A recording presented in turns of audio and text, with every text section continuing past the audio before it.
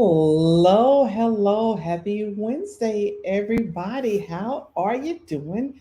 It's Tawana Carter here with yet another video. Today, we're talking about how to leave a toxic environment. Yes, there are steps you need to take, and it's so important because, as you've heard me say before, leaving a toxic environment can be really difficult. It really can, right? So, as we give folks a couple of moments to hop on, I do want to just pop over to each of the places tonight. And for those of you that are joining from LinkedIn, welcome. Appreciate you being here. For those of you hopping on from YouTube, thank you as well. Those of you that are looking at this on Facebook or even Twitter, you are welcome as well. So hopefully you are having a great week. As they say, this is hump day. Depending on when you go to work, your week is almost done, right? It's almost done. So I want to mute that so that I don't hear myself talking over myself. That's pretty cool, right?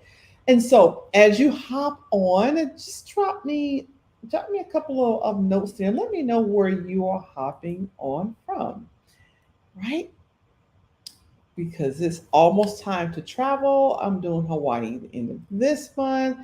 And I'm looking at Costa Rica next, really looking closely at Costa Rica. That's where I think I want to go next.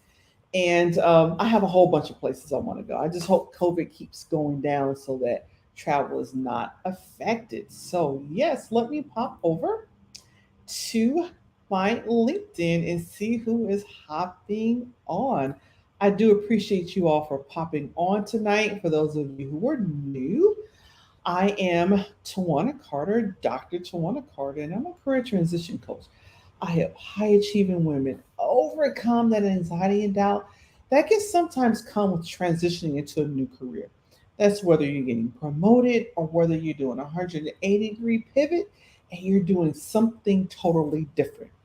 And I do that by helping them to recognize and communicate their unique value, as well as by instilling a deep sense of belief in their own skills and abilities so that they can confidently and courageously create success on their own terms and pursue a path of purpose that's really meaningful to them. And so, again, today we're talking about steps for leaving a toxic environment because a toxic environment in and of itself just comes with stuff.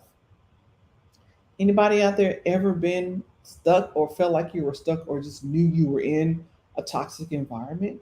Yeah, drop a T for toxic for me if you've been in one of those environments before. Unfortunately, I've been in several.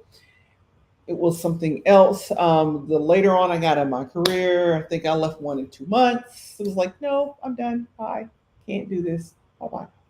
Nope, not doing it. But I get it. It's tough.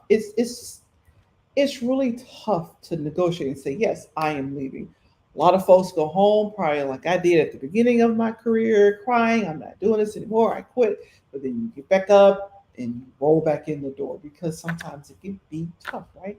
And so, one of the first things that you need to do, I want to see if I had any folks out there that said they've been in a toxic environment before. So the first thing that you'll want to do is really recognize the signs, right?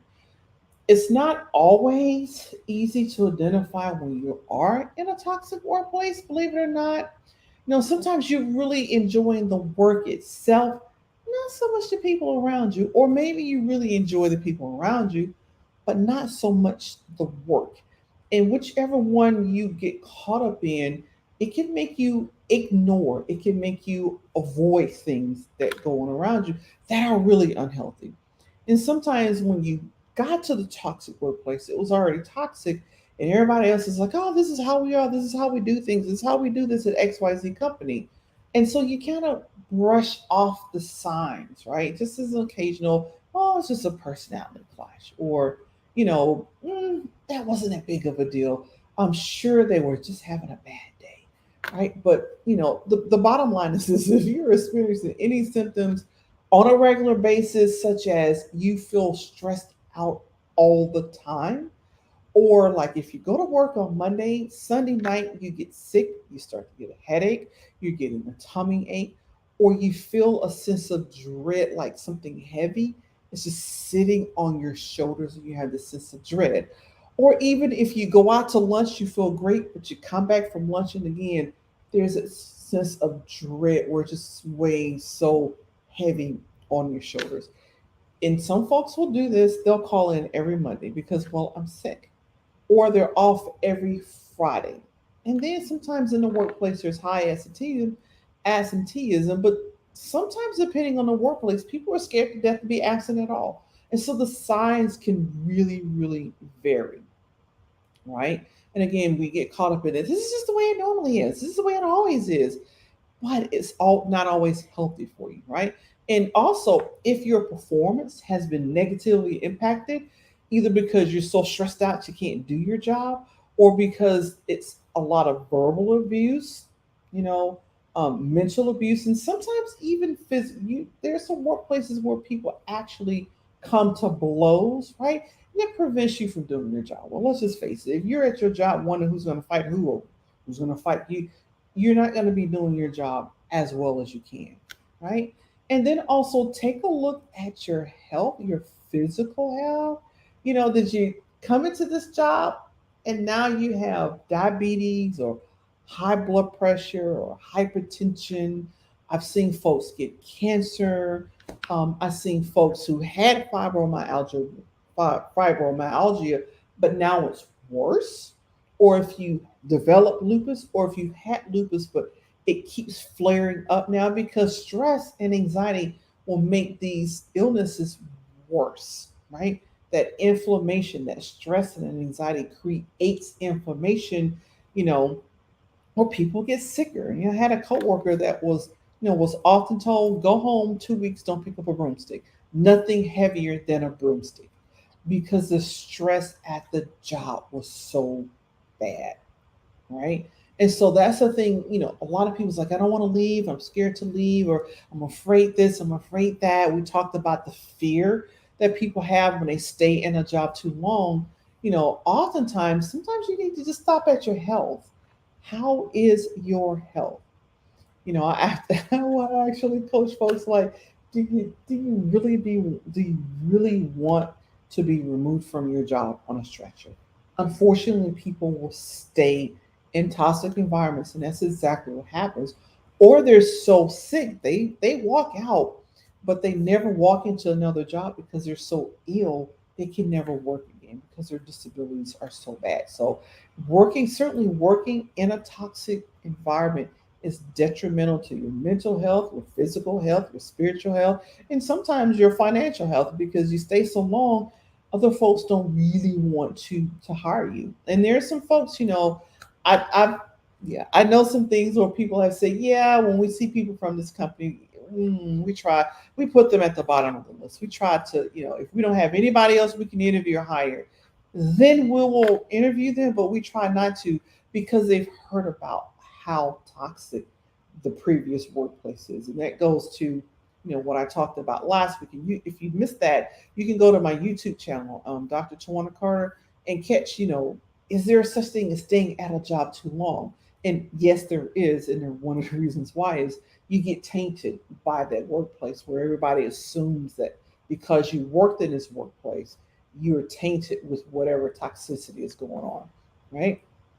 And so, again, it's really important when you start off to really identify what is it that's just not making you happy with the job? What is it, right? What is it about your current job that you're not happy with, that's bothering you, that's, creating stress and anxiety? That's kind of the first step in leaving a toxic job. Because sometimes, at the beginning, you just want to make sure that you're clear about what's wrong, what is really going on with my work life. Is it work life balance? Is it my family?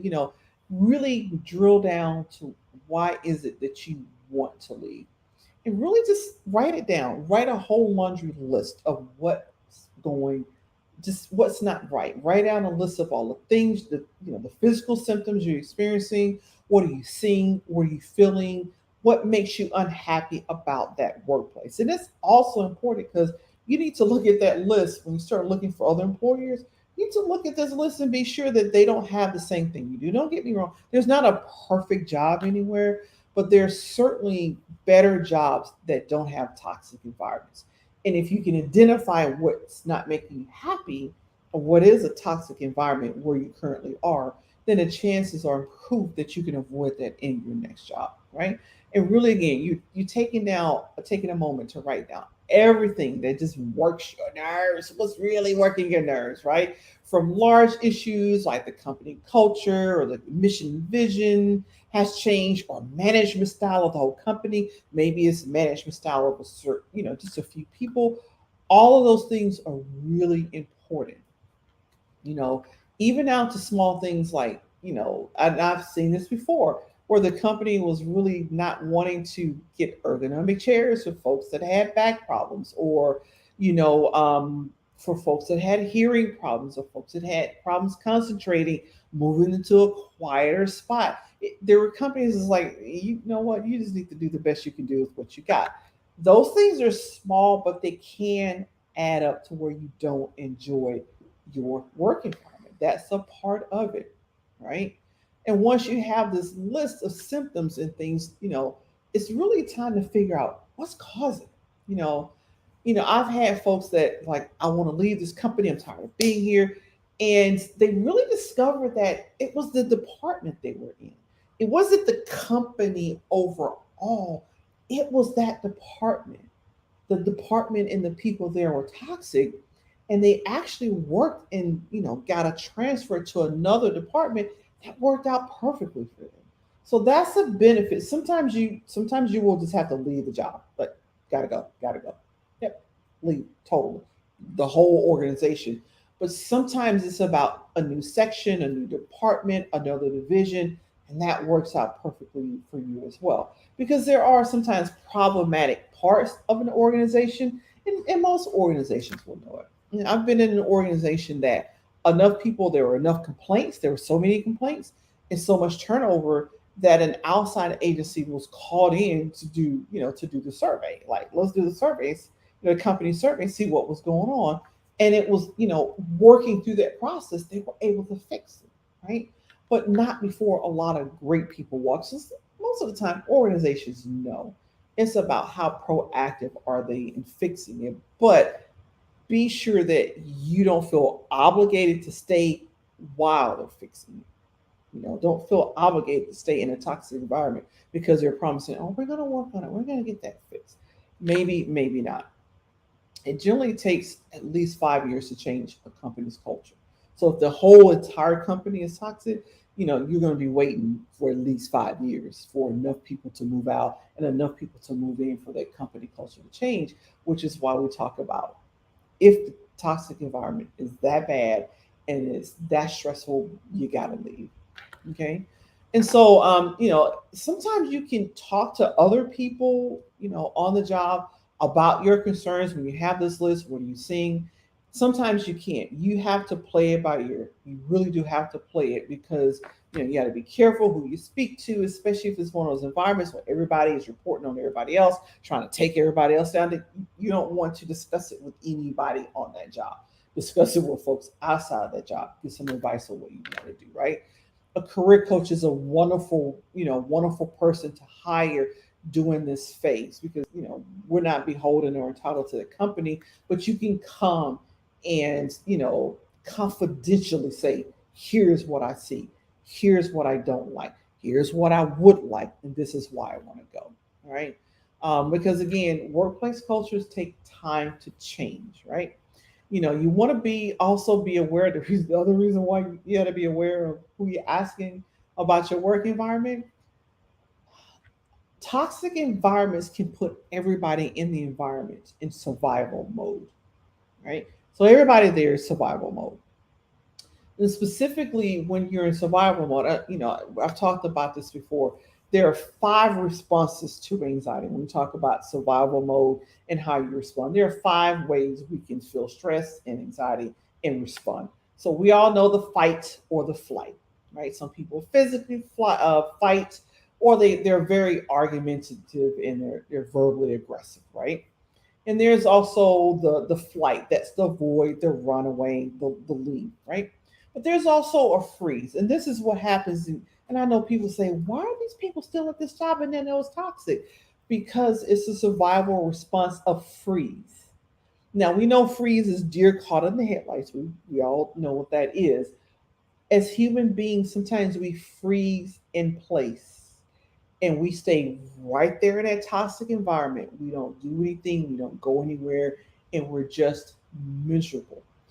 That is a form of freeze as well. And those five F's, I told you the five F's. One is faint. Some people faint when they're anxious or they're stressful. And then the other one is fawn, right? But a lot of folks will freeze. And what freeze looks like is you sitting down in a toxic environment going, I think it'll change. I'm afraid to leave. What if the next place is worse? What if it's this? Or I'm going to wait them out. Or I'm 20 years from retirement. Or I'm 15 years from retirement. Or I'm 6 years from retirement. And we just freeze in place. So that's the reason why you don't always want to go to other people in a toxic environment and get advice, because it's likely that all of you are in freeze mode and you're afraid to leave the environment, right? And again, that's the reason why career coaches are here. That's what we do, and that's what we're expert doing. Building that motivation up. Because the thing is, the longer you stay in a toxic environment, your confidence drops, your self-esteem drops, and so does your self-efficacy, your belief in yourself that you can actually do things and get things accomplished. And I know I have clients that come in, they're just like, I've been here 15 years. Who's going to hire me? What do I know how to do? And so that's the job of a career coach, is to coach you to find what your transferable skills are, to find what your skills and abilities are, and what your unique, your specialism is, what your talent is, polish those things off, and then get them down on a resume and get you interview ready, right? That's what career coaches do. Okay. And so one of the things that you want to do is, again, we talked about being aware of what that environment is. If it's safe to talk to other folks about it, if everybody's in a freeze mode, you want to get a career coach or get someone outside of the job. If your mentor is outside or another department, talk to your mentor as well. Of course, you can talk to your significant others as well, but it's about understanding where you are, that you're in this toxic environment. You may be in survival mode.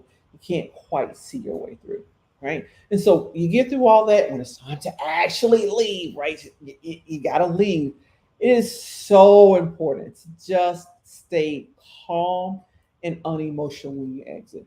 And I know with the pandemic, most of you have probably seen those fantastical exit people did. They danced on tables, they hired people, they kicked up their heels, they did all kinds of things in leaving the job. As magical as that seems, or maybe not, you probably really don't want to do that, right? And you're all over, especially if it goes viral and you want to walk in and say, yes, I want to be your next executive, or yes, I want to be your next director. And then I was like, is that you on this video over there dancing on tables and telling everybody what they can do with this job? Not a not a good look. So you do want to stay calm and be as unemotional as you can when you exit, right? Maintain that control. And it's difficult. I'm telling you, it's challenging. It is challenging because when you've been in a toxic environment, you get very emotional. Some of you are in toxic environments, but you love the people you work with, or some of you don't necessarily like the people, but you love the work you're doing. So it is natural to feel emotional about leaving a toxic environment. But you want to be unemotional because you really don't want to burn any bridges on your way out. Like I said, it makes for good viral videos when people do all these things and they leave. But for the most part, if you want to be, walk in the next job, getting the salary that you want, and giving, being in responsible tasks and positions, you don't want to do that, right? So really avoid the complaining about the company or your bosses or your coworkers. Set it aside. If you're going to complain, do it in session with your therapist, do it in session with your career coach, but you don't want to let that get out, right? You don't want to just, like, I'm out of here and, F all of y'all, and I'm angry about it. I'm gonna tell you why I'm angry. You really don't want to start to express your frustration or your anger, or your resentment. It's just not helpful. It may feel good in the moment, but long term it isn't helpful, right? Try to, as much as possible, leave in a positive mood or be unemotional. And this will help you to get references if needed, if they're there. References are tricky in this, right? Because some environments, when you leave, everybody gives you the cold shoulder. They stop talking to you, your phone stops ringing, you stop getting invites to meetings.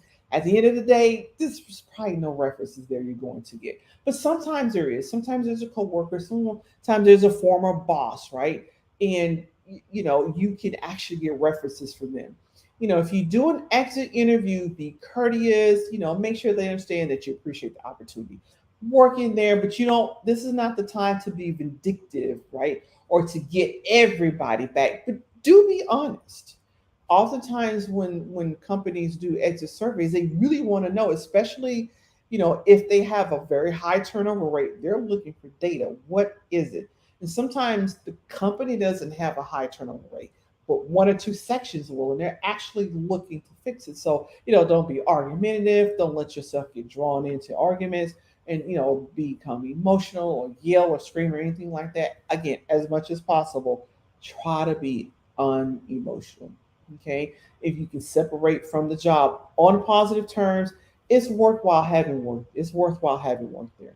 You will never know who you're going to meet 1 to 2 3 jobs down the road, right?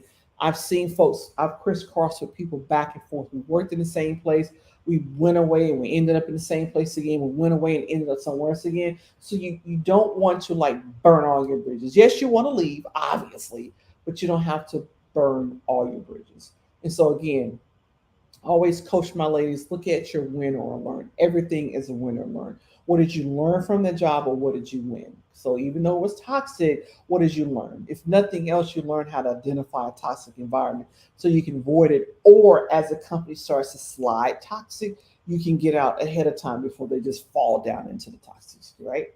And so some other tips of saying goodbye in the workplace. And if you guys have some tips out there, drop them in the comments as well. I want to know what you see and what you've done as you're leaving a toxic work environment. Right? And so again, make sure to say thank you for the experience. You're not thanking them for the toxicity, but certainly thank you for the experience, because if you look at everything as a win or learn, you got something out of the environment. Do stay calm, stay unemotional, and don't give away all your personal information. Yeah, because when I'm sitting over at company XYZ, I'm gonna be thumbing my nose at all of you. Be careful about that. I had a job and it was very toxic. It's the job I left after 2 months. I was like, yep, I'm leaving. I was like, I'm on the midnight train to Georgia, right? Not really, but I did leave. But my boss kept asking me where I was going. What job did you get? Well, you're not going to find anything else, making as much as you do here. Leaving a toxic boss is like being in an abusive relationship. You're never going to find anybody as good as I am. You're never going to find anybody treat you as well as I do. You're never going to get this. Some bosses will do that, and that was the thing. You're not going to find a job making this much money. Actually, I did, and I do. Well, where are you going? Where are you going? Where are you going? She kept asking. I never told her.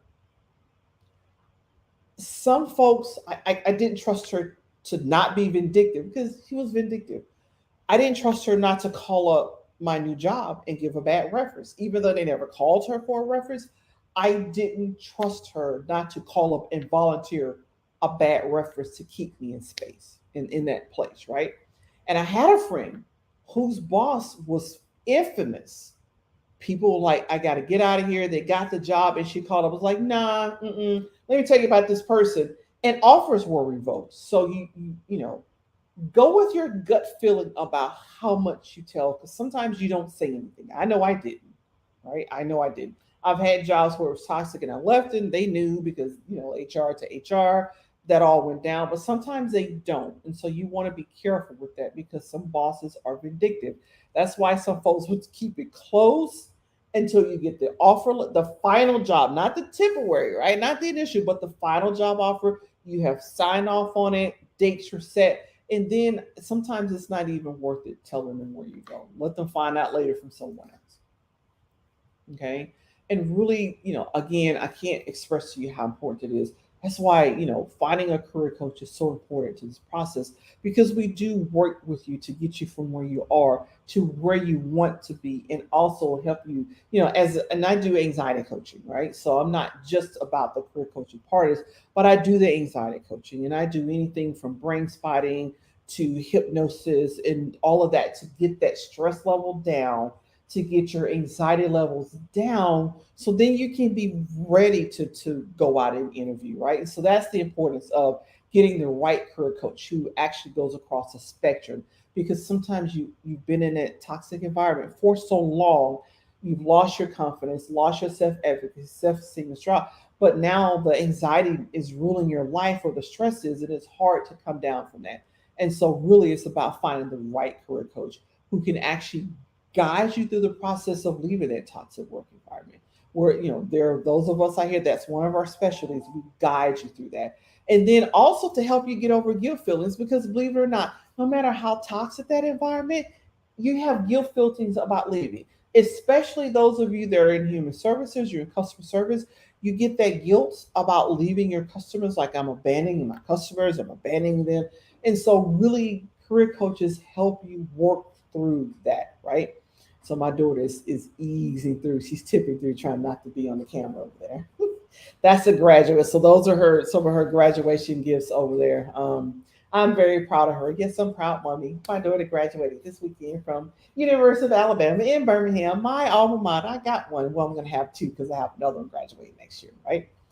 And so, really, career coaches also, right, they help you take a look at your skills. I said that before. They look at that experience, and we help you to bring it out. And whether you do, you're getting a promotion, or whether you want to just do another pivot, do another, career field altogether, another industry altogether, really this is about first steps in figuring out what's going to make you happy in the next job, right? And so it's also, I have my clients, not only do you list out your jobs, but also look at, some potential employers you want to work for. Really, really go out there and look and make a list. And I like to tell my clients, before you start applying for the jobs, do some really great networking, so that you come as a warm lead versus a cold lead, just someone off the job board. That's so important, right? And of course, the career coach is going to help you with the resume and cover letters. And I do a lot of extensive training and coaching and mock interviewing skills, so that you know how to answer those questions and pull out your specialisms and your special talents. Because again, once you work in a toxic environment for so long, you start to think you're not, you have nothing to offer. You do, but you feel like you have nothing to offer. If you've been at the job 10 years, oftentimes people's like, there's nothing I can offer. I've been in one place for too long. I have several clients that were 15 years in the same place, and they got, not only did they get a new job, they got it in the career and they pivoted, right? And they got the salary that they wanted. They got $15,000 raises. They had 20, 23, 25% interest. I mean, 25% in pay increases. So you can do it. And that's the value of working with the career coach, so that you have that guidance to go through it, right? And so, we talked about asking for that letter of reference, and also just a few pointers. If you're already out there, you're looking, you're interviewing, before you start, practice in front of the mirror. If you can practice looking yourself in the eye in the mirror, you will do a great job of looking your interviewers in the eye. Also, tape yourself, do a Zoom and tape yourself, because if you're not careful and you have something down here that you're looking at, your eyes, the whole interview are down here, because you're looking at something, or because people are sitting about that level. And so it is, as you see me looking here, right? Looking at the camera.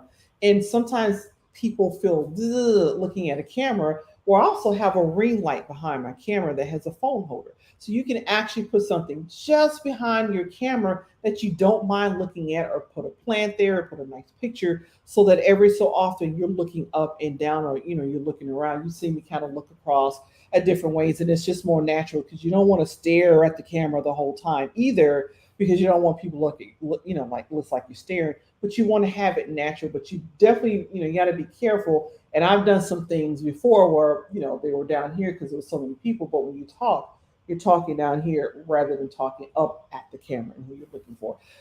take yourself doing it. It's real simple to correct, and real if you do it enough, it's really easy to get that done, right? And so, definitely, the last thing I have for you is you want to be sure you stay in contact with your support system. This is a I can't tell you how important that is. And not just your networking, right? But your support system, the people who are in your corner. And I'll give you a reason why that's so important. My daughter, who just graduated, bless her heart, she had some folks that told her she wasn't smart enough to be an engineer. She had roommates that she roomed with. It's just like, if engineering is this hard for you, you got to work this hard, you got to study this hard. Engineering is not for you. You're not smart enough for that. And thank God she had me as one of somebody in her support system, and some other folks in her support system. But that example, you're not smart enough, you can't do this. That's not a support system. If you depend on people like that to be your support system, you will end up staying stuck in that toxic environment, afraid to leave and feeling like you don't have what it takes to get it done, right? And just by virtue of the fact that my daughter literally walked across the stage Saturday, and she literally had folks tell her, "You're not smart enough to be an electrical engineer. Just find something easy. I'm majoring in fashion design. Find something easy. Like, you just go to college for it to be easy. No, it's going to be challenging, right? But having a support system in place helps you get through this process, because I'll say it again, being in a toxic environment, it just tends to destroy your confidence the longer you stay. It just, drops your self esteem the longer you stay. It makes your health worse. We're talking hypertension, high blood pressure, diabetes, fibromyalgia, lupus, right? It's those things, either way, you can develop those from so much stress and anxiety, or you can inflame them and make them worse, right? So I do have several clients that, yeah, if they get so stressed, it gets worse. And so that's the reason why you want to come out of that toxic environment or that toxic workplace. And so, if you're listening and you are in a toxic work environment, it's not the end of the world, and you can leave. I promise you, you can leave. Whether you did it like I did in 2 months, walked away, and I had some other ones that it took me a little bit longer, because it's a process sometimes. But DM me, send me a message, DM me and say toxic environment, and just let me know you want to set up a free session with me. I give a 15-minute free career consult, and we walk through where you are and start looking at some steps to get you out of that and pull you out. Because sometimes, if you've been in a toxic work environment 5, 10, 15 years, you're going to need some help to get out, because it's tough. It's tough. And again, some toxic supervisors are just like an abusive partner. You're not going to find someone else to hire you. You better be lucky you got this job. Or even worse, I'm not accepting your resignation. You can't go anywhere. And you better not go anywhere. They're just as abusive as a partner sometimes in a relationship, who is mentally and verbally abusing folks. But you can get out. I've had plenty of clients who came to me, and we were able to journey together and to get them out. So that's what I have for you today. Hopefully, you found this helpful. If you found it helpful, drop a yes in the comments for me. And those of you who catch this on the replay, thank you, thank you, thank you, as always. And if you found this helpful, drop yes in the comments for me, so I know that I am on the right track, and I can continue doing these lives with information that you find helpful. Take care. And so, I have a LinkedIn user that says T, yes, toxic environment, yes. And Angela said, amen. Yes, yes. Thanks for hopping on. So absolutely, Angela. It's not, and I will say again, it's not just easy to walk away from a toxic environment. You have all these habits and patterns and routines built in, and especially for those of you that serve customers and you love your customers, it just feels difficult. It feels like you're abandoning ship. And that's sometimes why people will stay in toxic environments, because they love their customers and they feel guilty about it, like, I can't leave you, and I've had that before, and it's tough. But sometimes you need to leave for your own health and your own benefits, because at some point you'll become of no use to them, or yourself because you're so sick and you're at home and you're disabled. And I've seen that happen to folks, and it's tough to see it, right? And so yes, you can leave. And I give you a story. I had a client that been in the job over 10 years and just afraid to leave. And she felt guilty. So she came to me for coaching, and she still had that guilt about leaving her direct reports. She didn't want to leave them in the environment. She came in and told me, I did it. I submitted my letter of resignation. I gave her this many days, and I'm leaving for real this time. And within 2 to 3 weeks or so of her submitting her resignation, both of her direct reports took jobs elsewhere. One got like a $50,000 raise, and another one got a $16,000 raise. So she was feeling guilty all this time, but she was actually holding them back. They were ready to go too. And so sometimes I know we feel guilty about it, but you can be a good reference for them. They can be a great reference for you, but get the guidance that you need from a great career coach, right? I thank you for joining, and I'll see you back here next week, same time, same place. Take care.